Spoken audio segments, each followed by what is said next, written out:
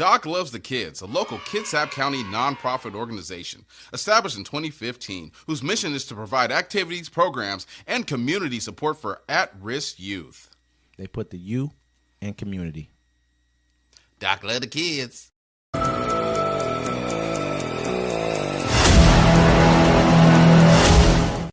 Welcome to Uncommon Courtesy. Will we give you the courtesy of conversation? That's uncommonly spoke of. I'm D-Mac. I'm Wesley. And this is the show. Hey, don't forget to like, comment, subscribe. Thanks to everybody that views our show. Don't forget to catch us every Friday, 7 p.m. Pacific time. That is the Friday Fix. Be jumping off, no politics. 1 p.m. Pacific time. That is the Sunday Town Hall debate show. We're gonna give it a name. It's over. We didn't BS. That's on us. That's on us. Absolutely. And the world's getting a little different. Absolutely, man. How are you doing though? You good? I'm all right, man. I'm all right. I can't complain. You know, I've succumbed to what's happening now, and I'm just watching the chaos in the world burn. And I'm happy I got my tax returns. I'm probably never gonna get them again, but you called it when you said I saw the crown on Trump's head. You actually called that. Yeah. I mean, I was really thinking like, there's a picture of it right there. Election official from the White House. I told you. I was like, look, and I bet your cousin $10. I told you he ain't leaving.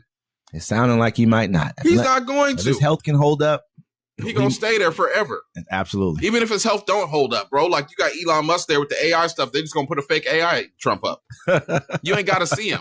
You know, they're gonna put a fake Trump AI up. They're gonna do something to his kids, so they don't ever have to come see him. He don't ever have to.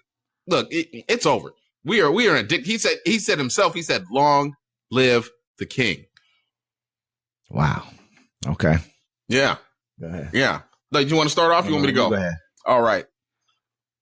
GOP lawmakers beg Trump to spare their states from cuts that they publicly support.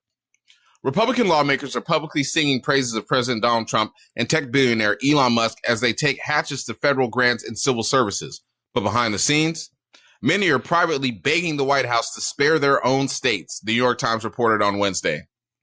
A week into his presidency, as their slash and burn campaign to remake the government has begun to affect their states and districts, some Republicans have tried to push back subtly in subtle ways, wrote Maya Miller and Kate Edmonds. For example, some Republicans have sought carve-outs and special considerations for agricultural programs, scientific research, and more. And even as they cheered Trump's overall approach.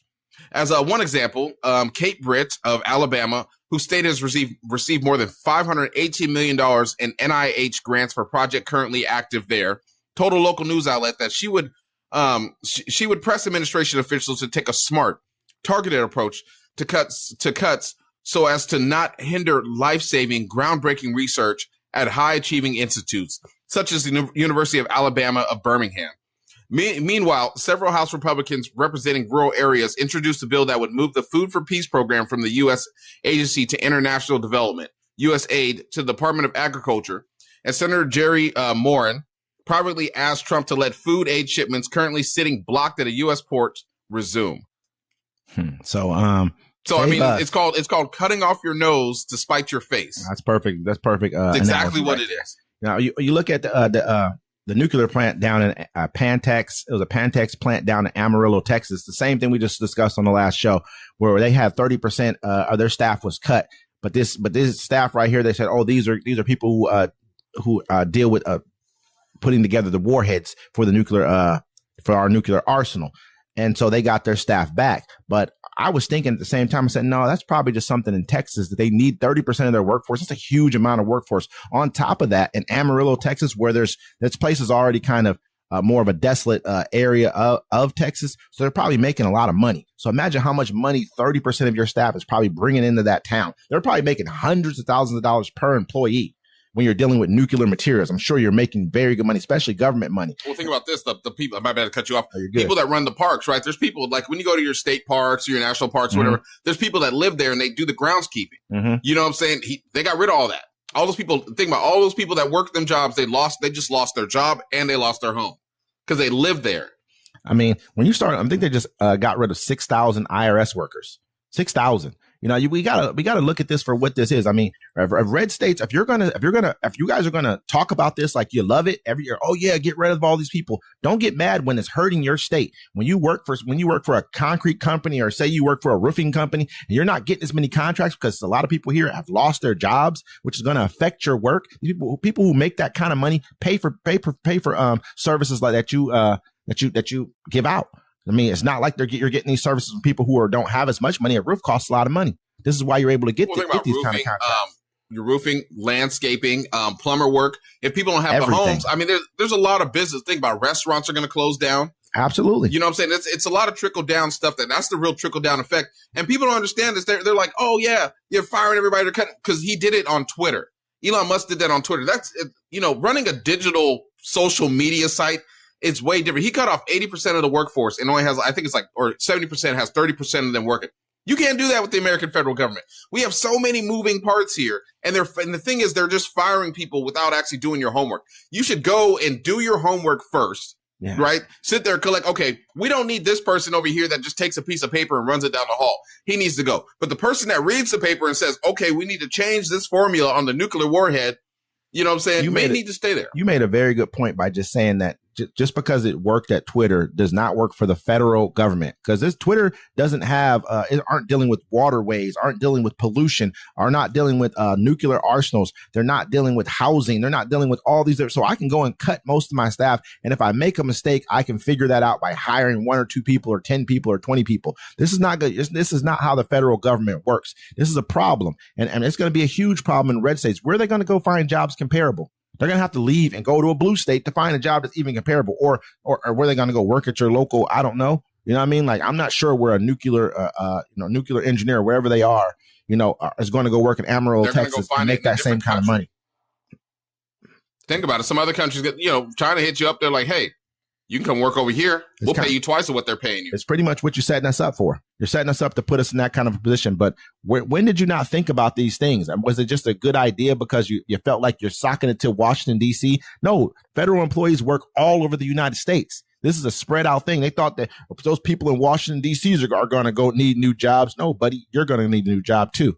You know what I'm saying? Because it's not just about them. There's federal offices all over this country, federal employees all over this country. Imagine you were a Republican, right?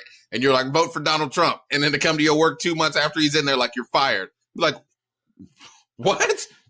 What? Wait, I voted for you. Like, yep, you did. See you next time. You see the guy who reached out with by letters. So I'm not mad at you. I know you didn't do this on purpose, but my wife was supposed to move to a new position in her job somewhere else. But that position, she quit her old job. We packed up everything and we're about to move. And then that position got shut down because of the cuts that you came in and made. I know you didn't do this on purpose. Can you make an exception for my wife?